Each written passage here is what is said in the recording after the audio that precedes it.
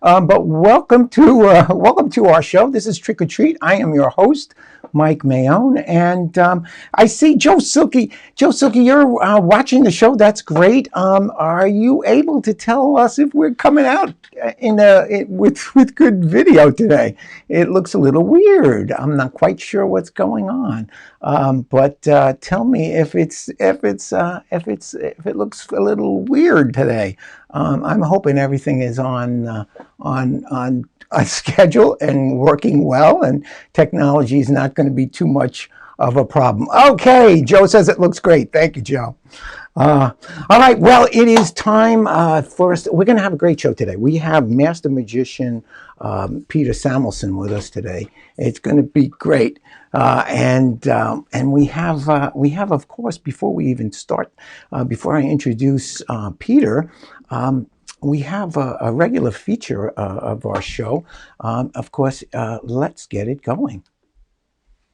Fact or fake news, fact or fake news, fact or fake news. That's right, it's fact or fake news. And today's fact or fake news statement is: the magic word abracadabra was coined by Jean-Eugene Robert Houdin, the watchmaker and illusionist that Harry Houdini named himself after. So the question is that fact or fake news? You have to stay till the end to find out. Now, interestingly, I know you wouldn't know it from looking at me, but before COVID-19, and I used to go to the gym every morning. I know you can't hardly believe that, but it's true. I went to the gym every morning, and ever since the gym has been closed. So what I have been doing to get a little bit of exercise, I go for a walk daily with my wife. And it's an interesting experience. You see your neighbors walking in the street. You see who's been doing a nice job landscaping. We also see a lot of people walking their dogs. And I didn't realize there were that many dogs in the neighborhood, but a lot of people walking their dogs. And what strikes me is how often the people, the owners, they kind of like look like their dog. So it's quite a phenomenon, I understand, and I just did a little bit of work, and I found that it happens quite often. So I put together some of my favorite pictures, and as you can see, this guy definitely looks like his dog. I mean, you could see that white hair. And it's even look at the dog's mouth. It's like that one little black area under his nose. It's just the same thing. It's so crazy. How about this one? This guy, both of them look so sad. And his mustache looks just like the guy's mouth. It's amazing. They look the same. And this little young girl, okay, she's got her little hair bands there, and she looks so cute, just like the little doggy does. Now this one, I swear, I think the dog might be the reference librarian in the library in my neighborhood. She and the dog look like librarians to me. How about this one? Clearly, they go to the same groomer. No doubt, they go to the same groomer. How about this one? Look at the expression on both of their faces. It's like they're obviously at a contest, and they're wondering, what do you mean we didn't win? They both have that same exact expression. Now this is an interesting couple. The girl and the dog both have one blue eye and one brown eye. I can almost read the dog's mind, though, when I'm looking at this picture. And it's like she's thinking, if you even think about piercing my nose, you're in for quite a treat. All right, this is definitely Joe Cool, but look at Joe Cool's dog. Is that the Joe Coolest dog you ever saw in your life? How about this? They both look like they're a little shell-shocked to me. And how about this one? Both of them are sort of thinking, I've had enough. Can we go home now? This couple of dogs, I'm pretty sure I may have seen. I think I have a record jacket from the '60s with this picture on it. I think it was Fido and Garfunkel's Greatest Hits. I think that's what it was. And how about this? Oh, now here, just the hair color is the same, that curly kind of hair, but the dog definitely does not look as happy as the boy, and that's probably because of that collar he's wearing.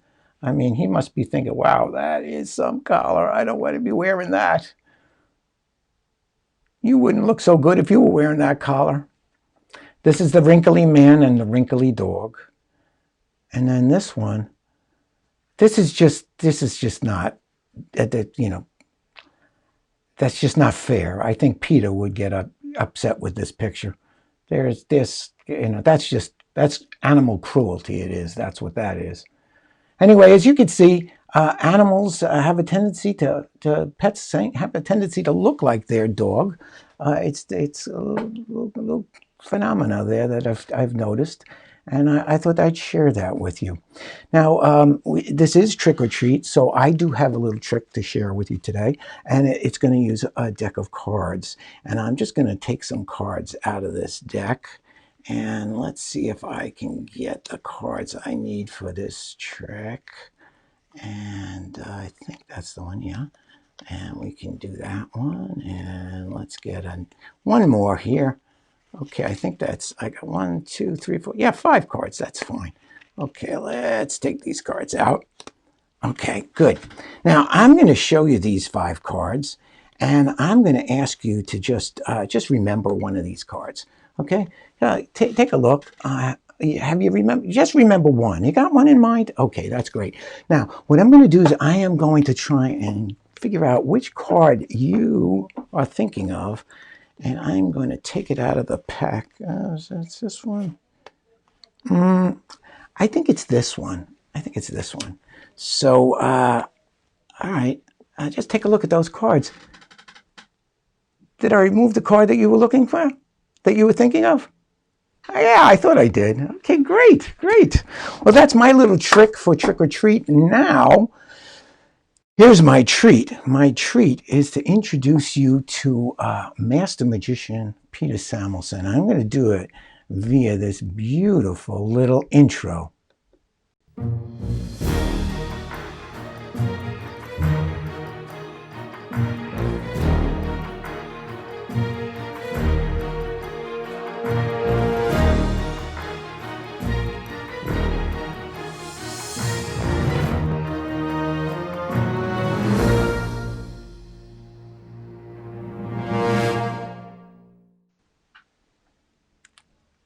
Well, hello, Peter.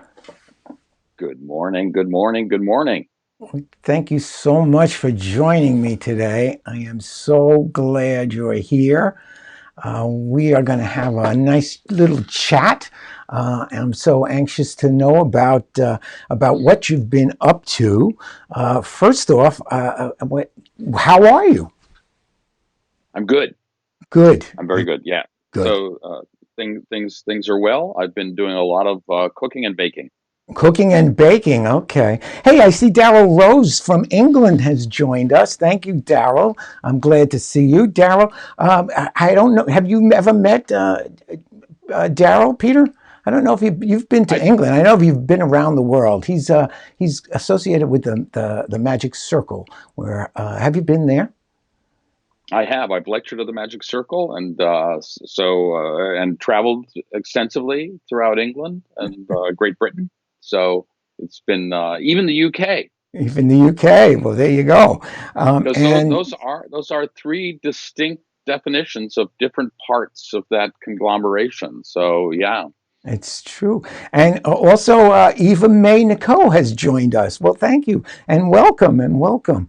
Well, we have some great. Daryl wants to know if we both go to the same optician, and that's we don't. But we're both wearing glasses because we're of a certain age. I can't see a thing if I take them You off. can't see a thing. Okay. Let's learn a little bit about you. I have a Okay. collection of pictures. Now, the first question I have for you actually is, how long have you been performing magic? I know you've been performing your whole adult life, but are you like the regular, like most magicians who started as a little boy? I think many of us did that, at least with our interests in magic. I remember being fascinated at my sixth birthday when I was six. Actually, it was Christmas, and we were visiting my great aunt yeah, up in the Adirondacks, and she gave me a magic set. I was so thrilled and excited, and I opened it, and all of a sudden I realized it was all tricks. And I turned to her and I handed it back, and I said, "You got me the wrong set."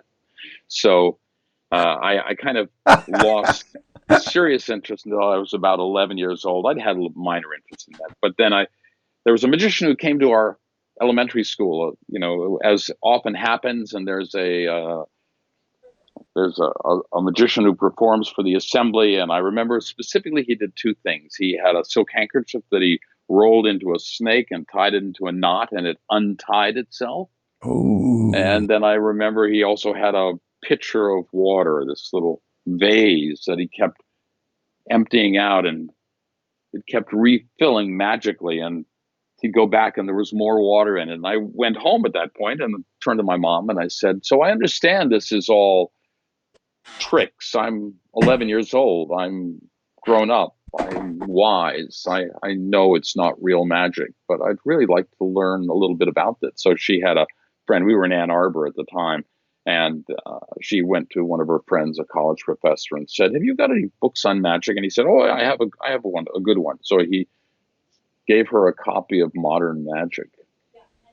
And I still have that copy in my library just sitting over there. But I built, as many of us do, I built a little theater in my basement. I put up curtains. I stacked two orange crates on top of each other, and then I end up. Oh, there you go. That's actually from the Village Voice. I'd actually gone through a phase where I stopped doing magic and then came back again to doing magic. Uh, I was in school out in California.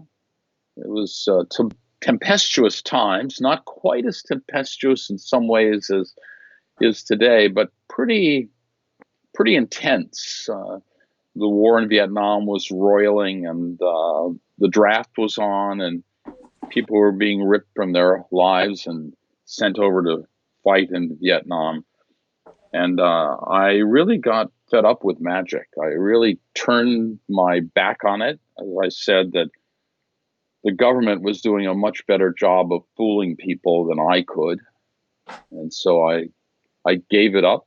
And it was only when I got back to it, it was what really dragged me back in was seeing Tony Slidini perform. And Tony was up at the Magic Cellar up in San Francisco. And I watched this man perform, and he did amazing things. I sat there, and he did nothing. And that's what set Slidini apart, is you could watch him, and there was never a move, there was never a trick, there was never anything except just this person who did absolute miracles. I And what you're am looking at there, envious. that's the Village Voice centerfold. I moved to New York and started doing magic, and this was one of the shots. This picture there that may well have been Jim Moore. Oh yeah, that Great Wall of China. Yep, I was out working on cruise ships. I spent 17 years working on cruise ships, traveling the world.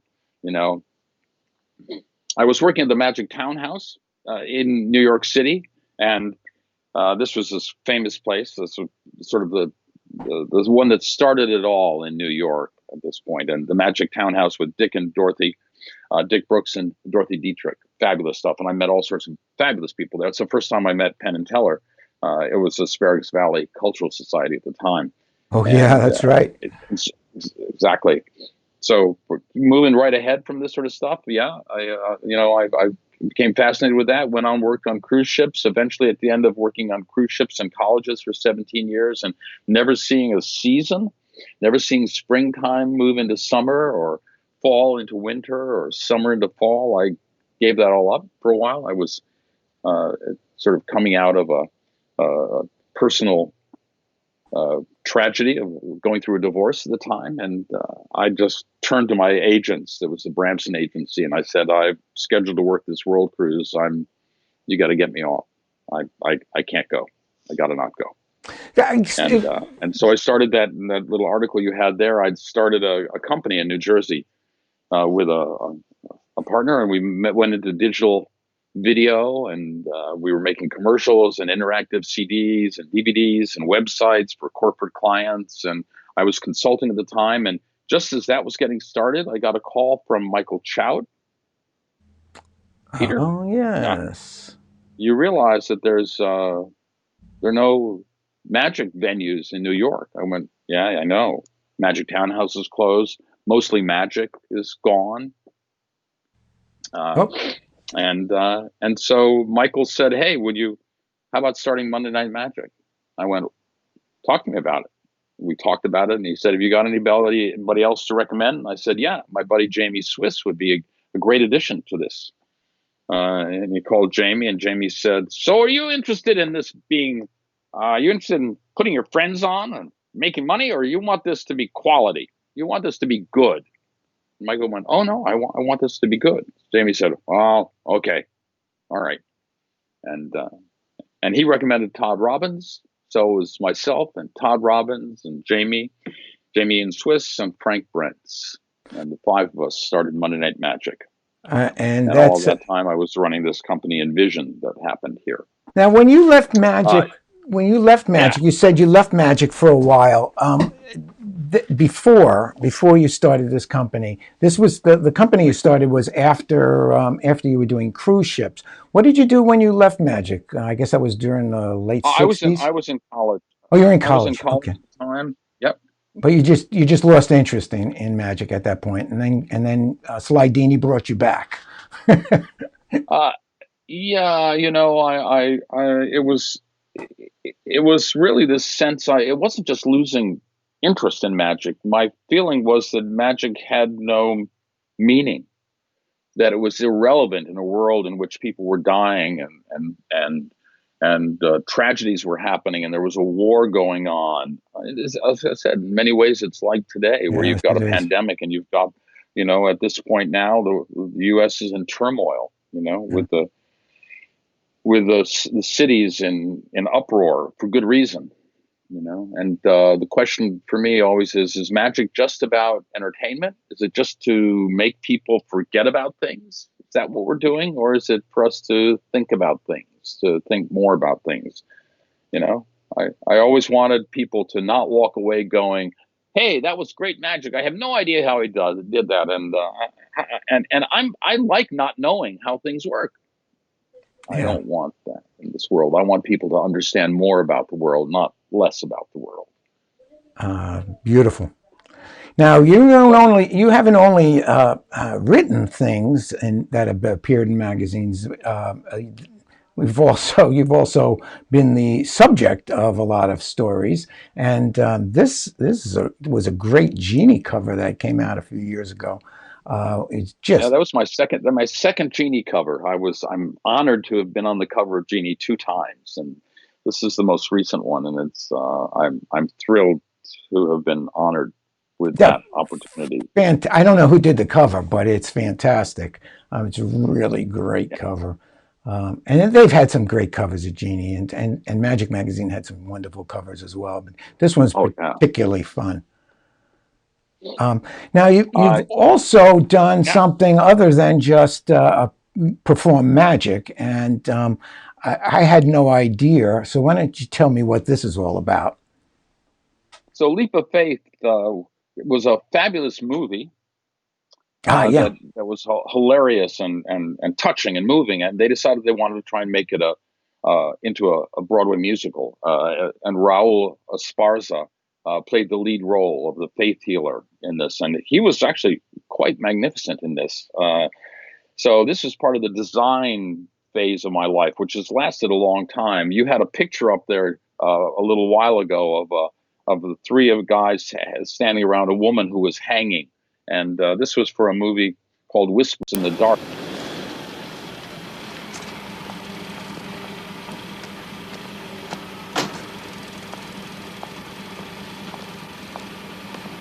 Okay, all right. He said, no, she needs to be naked. I went, oh, okay, I'm interested. Let's work this out.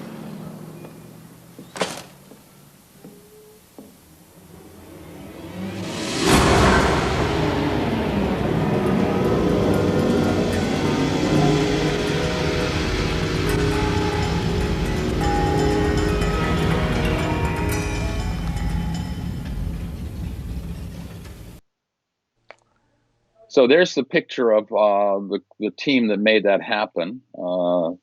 That's Deborah Unger, a fabulous actress who, when we got the call from the director, he said, we need to have this woman hanging. And I went, well, just get a rig and just hang. He said, no, she needs to be hanging in an art gallery. And I went, well, that's conceptual, but still just get a rig. And he said, no, she needs to be naked. And I went, oh, okay.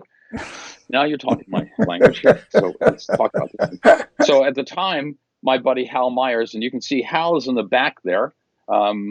It's sort of behind her on the other side of me. That's me, I guess, on the right side. That's me there. And then Connie Brink, who is a guy that worked with us in fabrication.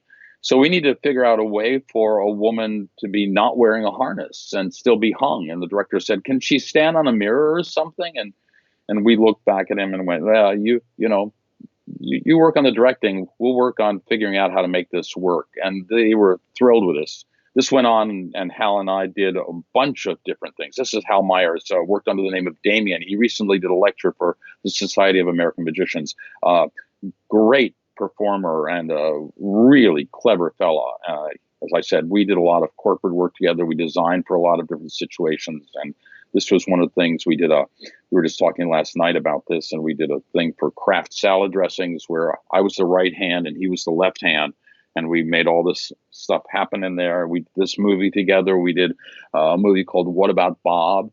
Oh, I remember that done one. some Yeah. special effects for on this. And The Leap of Faith was a Broadway show that I did some work on, in which the director said, hey, we need to have this magic on this. Can we have the kid, come out and he'll do bad magic, and then the faith healer comes out and does good magic? And I looked at him and I said, it's Broadway. There's no room for bad magic on Broadway. How about if we have the kid do good magic, and then the faith hero comes out and does amazing and great magic? The guy went, oh, that's a nice idea. A good idea, sure. So let's see. We have a now. Oh, this this is a show that you did, and tell me about it. I have a couple of pictures. Let me show a couple of pictures from this show. And I know that's Dennis. He was a club member with us out on Long Island for a while. Yeah. And so the interesting thing with this is that I've done a number of shows, of one-man shows, off-Broadway performances. I'd been involved in theater. That's what I graduated in college, and I moved to New York to do theater and realized that I wasn't going to be able to make a living performing in real interesting theater. That the money was in commercials, and I thought, no, my goal is not selling things for other people. I want to make my magic theatrical and make my theater magic, and so that's what we did. And so I did a show called The Magician, and I did another show called Paperwork. And then I did this one, was a thing called Radnevsky's Real Magic.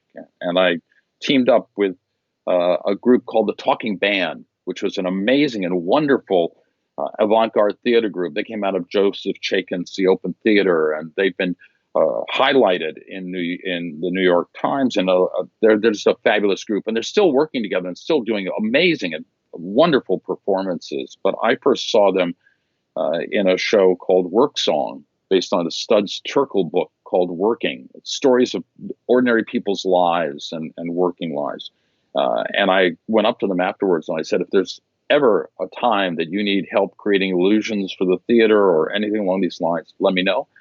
And I worked with them on a couple shows and helped them with different magic. And then a couple years back, I turned to Paul Zimmet and said, Paul, I'd really like to work with you on a show. Is that possible? And he said, I'd love to work with you. I said, my only request is that it touches on the theme of death. That's Such a cheery topic. Well, let's see. We have a hanging. So Radnevsky's Real Magic was this fascinating story. Radnevsky was this guy, a magician who had been performing in New York City. And at one point, he was doing a show and a person died in the audience during the show. And he flipped out, went away. And this was his comeback. This is the story of his comeback. And there's a whole dramatic story that unfurls in this. And Dennis Kyriakos and I performed this. And then Adam Gopnik, who's a fabulous writer and writes regularly for the New Yorker, his son Luke was in this show and was a cast member, but was from the audience. So it was a wonderful show. So how long did it run? How long did it run? It was a 2-week run. It was a very short run. Oh, I'm sorry, I missed that. When did it play? Boy, that's a good question. 10 years ago, something like that. Okay. Yeah. Now you've also done a fair amount of television, and I see this is a little bit about you were, I guess, invited as the magic sort of spokesman, testifying or talking about the Copperfield trial.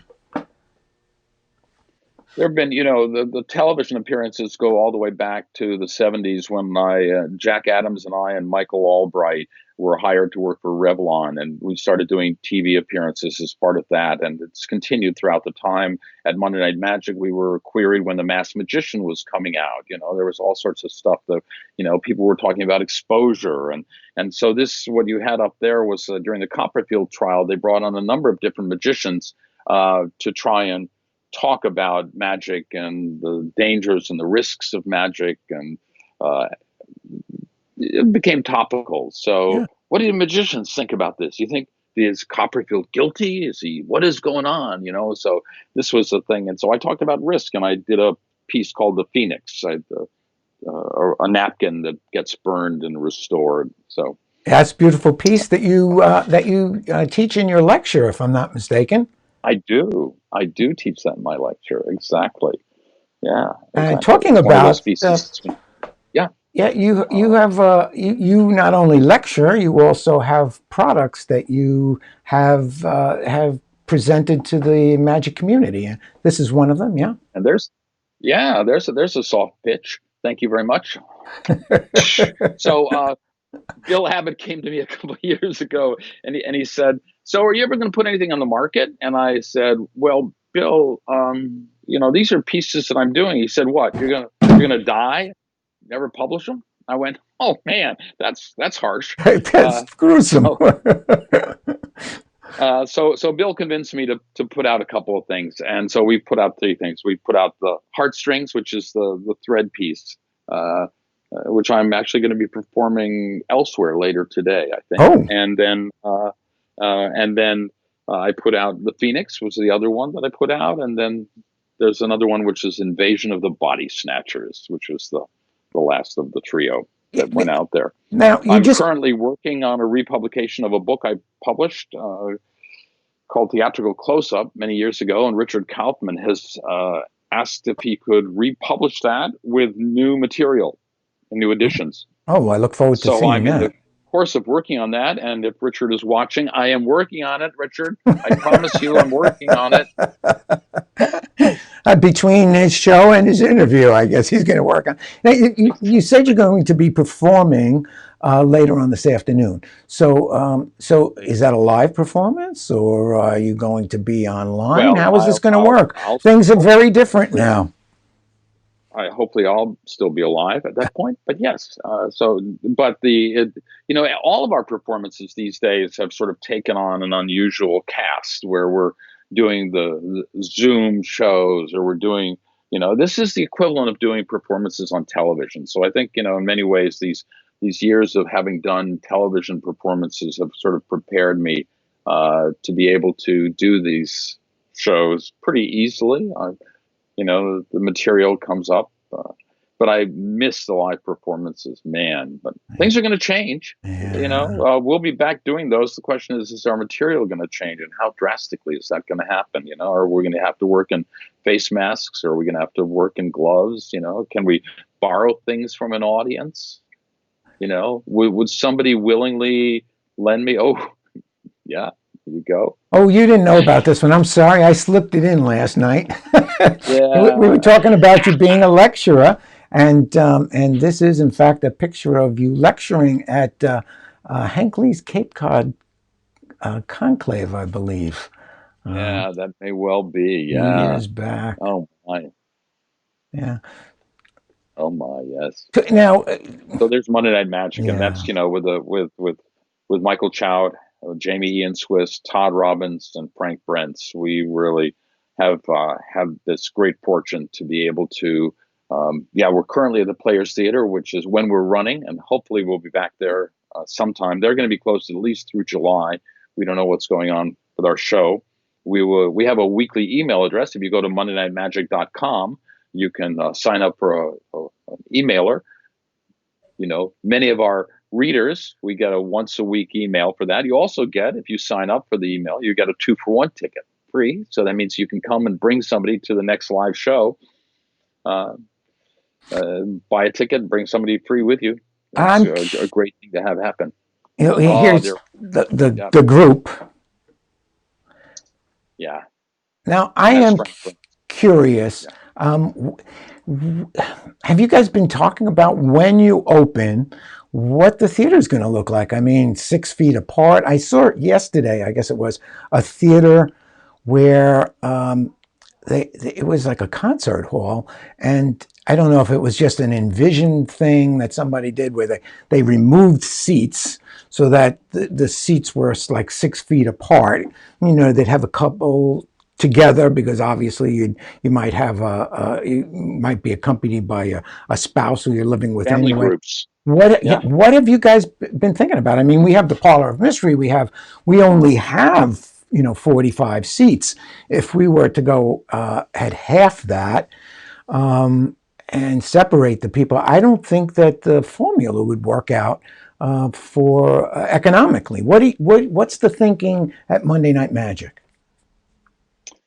I'm afraid I don't have an answer for you. I will tell you that this is such a ironic turn of events now with COVID-19. There was such a birth, this amazing explosion of performing venues, places where people could come to see great magic. Yeah. And it was such a shame to feel like those have sort of all shriveled up because there were places that were going on. I mean, Blackheart's Magic was opening up, and Magicopolis was running, which unfortunately was just severely damaged in the activities and the rioting in Santa Monica. Apparently, they were hit badly, which is really too bad. But that is too bad. Liberty Magic in Pittsburgh, which was sponsored by the city council and the arts foundations there. I was scheduled to be there starting this week. I was going to be driving there today and tomorrow and having an opening show on Wednesday, which is actually my birthday, which would have been great. I was going to be there for 6 weeks performing. It's a small venue, 66 seats. Eric Jones has performed there. Rob Zabrecki was scheduled to be there in July. Oh, great performers. At this point, it doesn't look like we don't know what's going to happen with that. Yeah. The Evisons were going to be there. It's just been so that's one place, and that's not happening. It looks like in Nashville, House of Cards is reopened, but I haven't talked with Joey yet to find out what the situation is and what they're doing now. It's a restaurant, so they have that advantage of being able to do it not just as a performing venue, but as a restaurant venue as well. So we'll see what happens. Mystique Dining in Folsom, and there's another one in Salt Lake City, but the one in Folsom is opening at the beginning of July. Hmm. So some places are starting to open back up, and we don't yet know what's going to happen with the Magic Castle. Yeah. Yeah, I am. So I'm so curious to know what theaters are going to yeah, be doing, because I mean I you think have it's that going to. whole Broadway scene where Yeah, I mean the last time I went to a Broadway show, the theater seats were so tight. My knees were up against the seat, in front of me, and you were like this because they push as many seats as they can into that theater. So I mean the whole performing industry is going to. I have no clue as to what people are doing. That's why I'm curious. I just really am curious. I think it's I going to take a don't know long either. time. I think it's going to take a vaccine to really get things back back the way it was, the way we enjoyed it. But that's my theory. When I was talking with him at Liberty Magic, I said, "So what should we do? Do you want to? Shall we construct a plexiglass booth on the stage, and I can work inside the plexiglass booth? Should we have little holes cut out with hands and rubber gloves so I can stick my hands into these things and we can do things with people? But it's going to change things, and the magic's going to change. One of the things that so I was also working recently, before things closed down. There was this wonderful thing going on in New York City called Speakeasy Magic that our buddy Todd Robbins had got going Oh yeah. at the McKittrick Hotel. And it was 100 people, 120 people, all at small tables, and you'd come up and you would do 12 minutes of close-up magic for this group. And then you'd get up and another magician would come and sit at the table and you'd move to a different one. So, and there were also Matt Holtzclaw was there, Prakash, Mark Calabrese was there, Patrick Davis, Harrison Greenbaum would show up occasionally, do this stuff, Eric Diddleman. I mean, these are all our buddies, right? And Yeah. these are great. Alex Boyce was working there. And I said, Todd Robbins was the host on this. Did I miss anybody? I'm sure I missed. Jamie has come in from the West Coast and performed there as Uh-huh. well. And this was a fabulous venue. And it was the great way, because the thing that's so powerful about close-up magic is, I reach out and I hand it to you and you hand it back to me.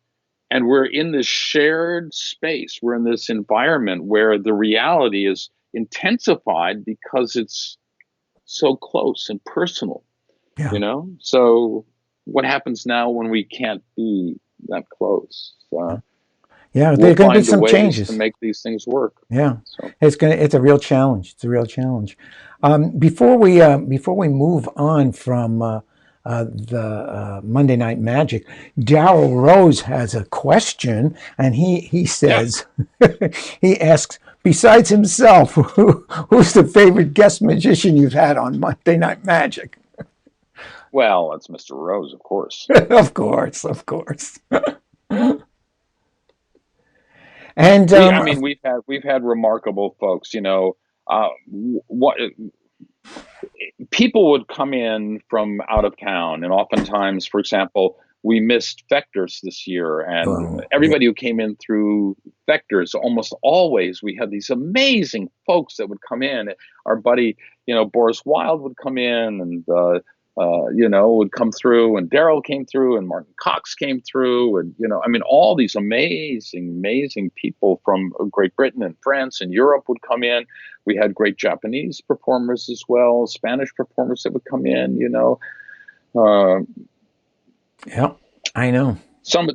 for example, also, when America's Got Talent was running, was going, people would come in, and because they would often do the tapings on Tuesday, they'd come in, they'd say, "Hey, can we do a dry run on Monday nights?" So I Monday Night think Magic would then host some amazing folks that came through and would perform, try something out on the night before they were going to tape it for television. I saw Piff So there one yeah, night. I think I saw Piff exactly. there. Colin Yeah, Cloud just came before he through, was and on. and Yeah. one of my favorites, a good friend of mine, Raymond Crow, came in. They were Oh, performing down in what a beautiful Philadelphia or act he had. Cherry Hill, and they came up. So, Yeah, oh he's man, wonderful. He's wonderful. Um, just great. let's see. I have so you've also been around the world. We talked about your let's see, we talked about your performing cruise ships for 17 years. You've Yeah. performed at Monday Night Magic. Now, Monday Night Magic has been around for what? How many years? We're coming into this would have been this June is the celebration of our 23rd year. 23rd year, but you moved around. You weren't always at the Players Theater, correct? Oh. No. No, we started at the Sullivan Street Playhouse, which is where the Fantastics ran. Oh, for A years. little fun story about this is the Fantastics were there, and when they moved the performance when they moved the show into the Sullivan Street Playhouse, they signed a run of show lease for the theater with the landlord. 40 years later, 40, what one would hope for the landlord's sake that he got a rent increase during those 40 years.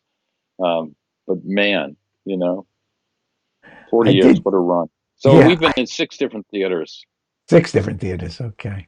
Yes. Now, you've also performed at the Magic Castle. I've been performing there since the early 80s. Since the early 80s.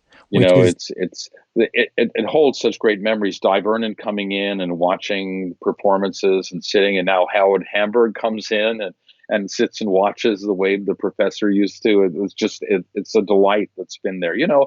I worked way back when Spill and Sheets were down there, the Brook Farm Inn of Magic, and I saw them work, and it was like, man, brilliance. This was like just incredible stuff. And as you know, Steve Spill went on to perform Magicopolis, and Bob Sheets went on to perform at the Wheaton Inn of Magic. And I remember performing for him. And as a matter of fact, he was just doing that and got a call from him. And he said, "Hey, I need somebody to bartend. You got anybody?" I said, "My buddy Jamie Swiss is bartending in New York. He'd be perfect for you." And so Jamie went down there, worked there for many years, learned a lot from Bob. And by the way, Bob's birthday was just a couple weeks ago. Happy birthday, Bob! You didn't pick up the birthday card I sent you. Now, you mentioned Howard Hamburg. So the truth of the matter is, all these great places that have been around, and the castle is one of those places. Yeah, you mentioned Howard. Going back. Howard is. I just befriended Howard last year at the 4F convention. We got to work on a little project together. He wrote an article for Vanish magazine about the 4F meeting, and my photographs illustrated it. But it was such a pleasure to work with him. He's such a nice man, and so damn talented. Yeah, Jeff Hobson, who also was with the Illusionists, also has been a guest performer for us through Magical Nights. Yeah. And Hobson, there's Wizards down in Florida. Like I said, there are these venues. So Hobson is just starting Marvin's out in La Quinta, which is near Palm Springs out there. And I was scheduled to be there. I was going to do a week with Jeff at Marvin's in May, and then I was going to do a week at the Castle. And I just like watching all this stuff, and then just watching this stuff. Eric Olson started Wizards. It's this great ongoing every Monday night down in Florida, in Orlando, and it's just this great place. A wonderful place for me to go and try out material and sort of do things, and sort of a combination of do your show plus try new material in the midst of it and do some stuff. Yeah, so that's yeah. Oh, and you didn't mention our little theater in Lindenhurst, the Parlor of Mystery, where you performed, and I included this picture in our little display today because I just love the picture. I just love the expression on your face, and I love the prop that you're using here. And you see the light coming, the glow of learning about a comic book and what's in a comic book. And you were talking about how theatrical your presentations are, and indeed it comes through. To me, this picture says the whole thing, and I can remember the whole story that you told as you were looking through the comic book. But the other reason I included this particular picture is because that was a performance where you saved our bacon that night at the Parlor of Mystery, because the other performer who was supposed to be on the bill had a, You got muted. I got muted. They can't hear you. Oh, it got muted. Oh, okay, I got muted. Okay, it doesn't see him. Say him muted. I wonder what happened. Looks like I'm still on. Can you hear me? I can hear you. Oh, okay. Well, I'll continue to tell the story then.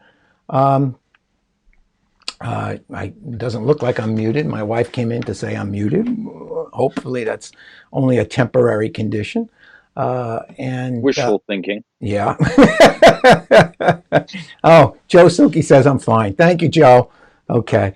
So anyway, so as I was saying, you saved our bacon because then the other performer called up like a half hour before showtime to say that he couldn't get his car out of his garage, which meant we were like totally not prepared for that. Thank you, Eva May, and thank you, Michael. They also confirmed that we're not muted. That's good.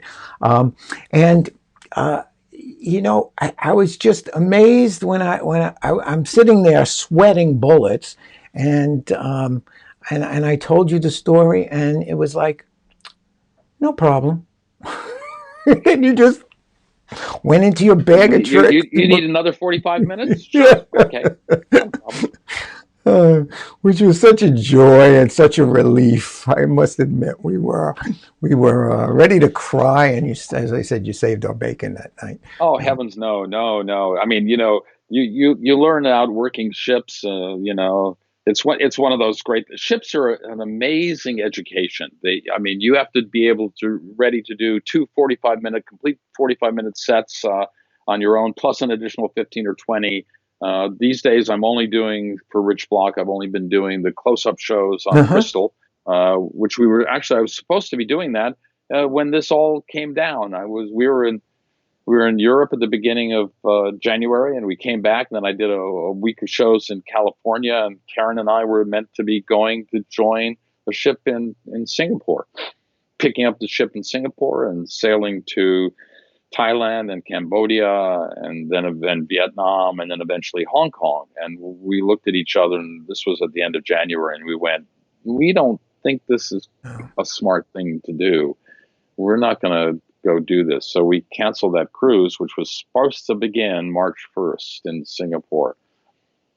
And I finished my run at House of Cards in Nashville and came home. And instead of flying to Singapore, lecturing and picking up the ship, we went into lockdown. Yeah.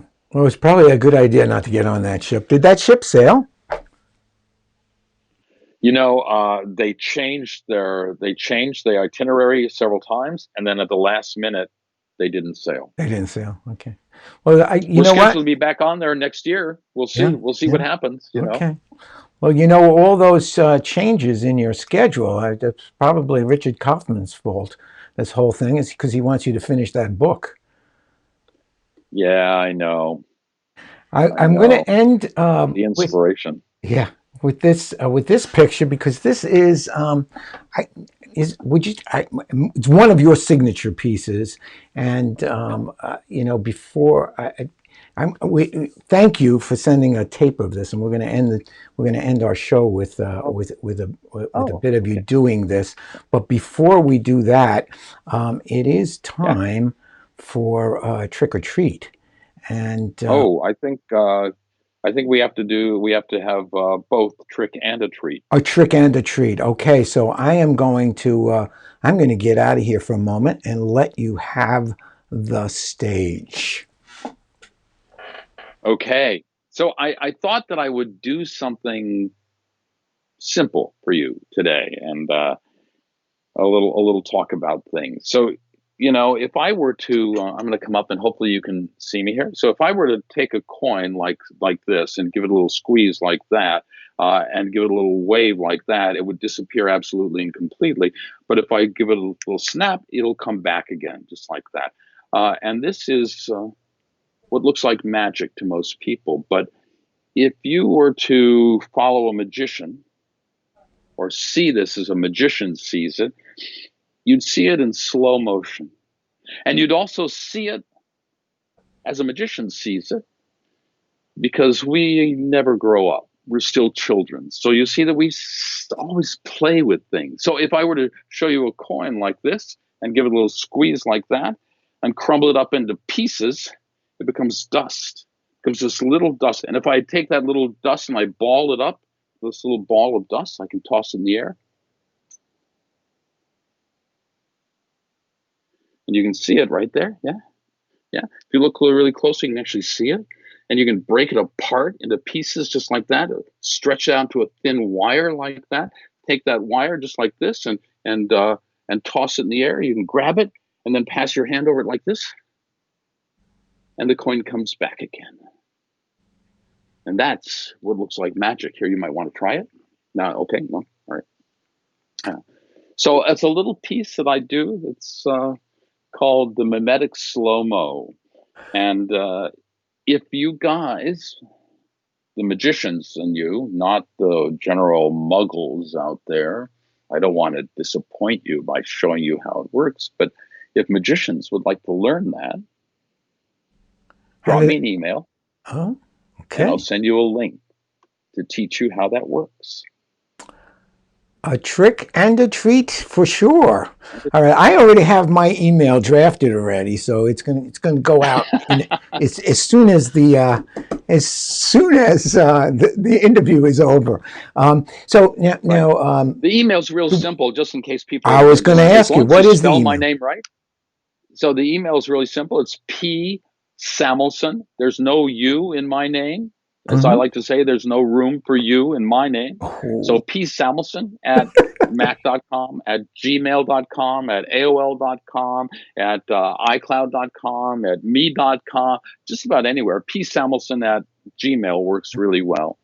Well, your inbox is going to be full, I'm sure, because that was just an absolutely beautiful presentation and a great coin trick. I love coin magic, and that is an absolutely beautiful presentation.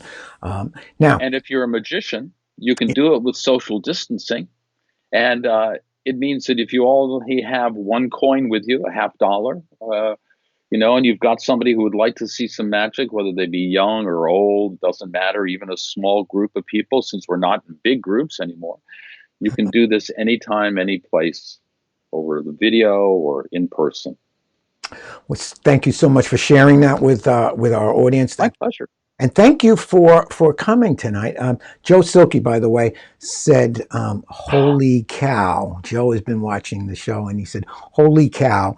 And I think he's saying "Holy cow" to both the trick and the treat of the explanation for us magicians. Please let me just give a quick shout out to Joe Silky. Joe is a brilliant inventor.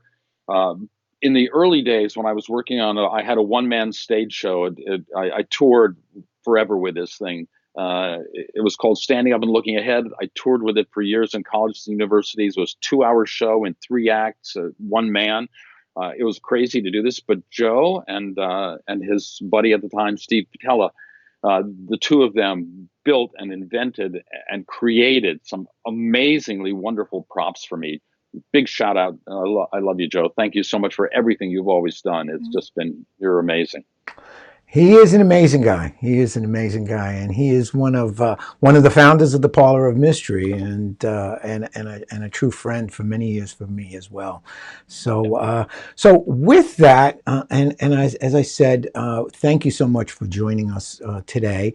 We're gonna say goodbye, and we're gonna say goodbye with one of your signature pieces. It's been an absolute thrill for us to be here. We want to thank you for being here for this part of this thing. As a way of saying thank you, I'd like to do one last piece for you and share a thought with you. So if you could. Thanks you, Lauren.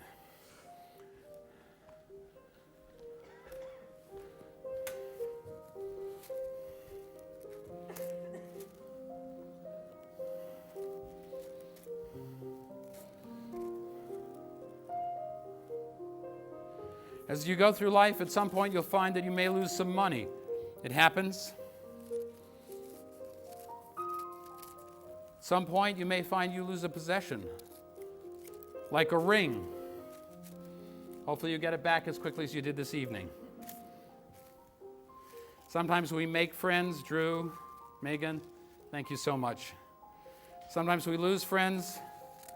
Stella, I hope I haven't lost you as a friend. Thank you.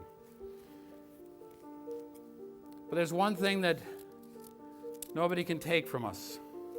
They're truly our most precious possession. And those are our memories.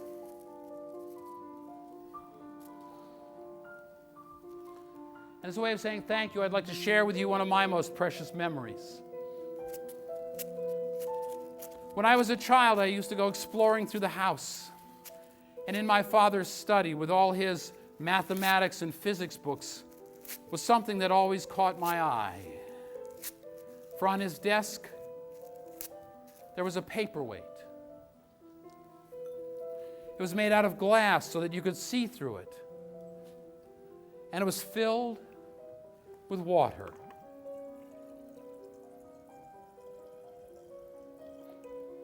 Inside was a wintry scene, snow on the ground, and when you shook it up, there was a blizzard, a snowstorm. I always wanted to get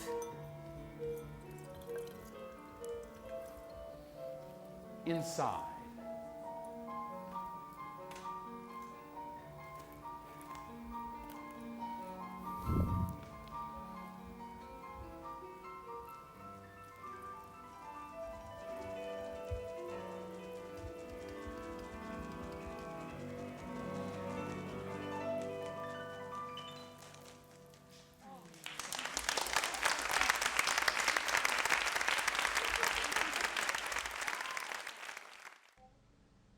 Well, that was an absolutely wonderful way to end our show. We had a great time chatting with Peter today. Thank you so much for viewing. But before I let you go, we have to answer the question.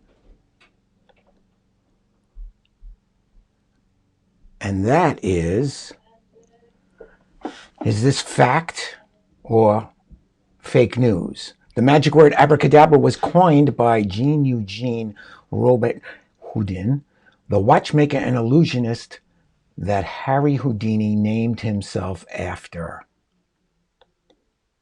Fact or fake news?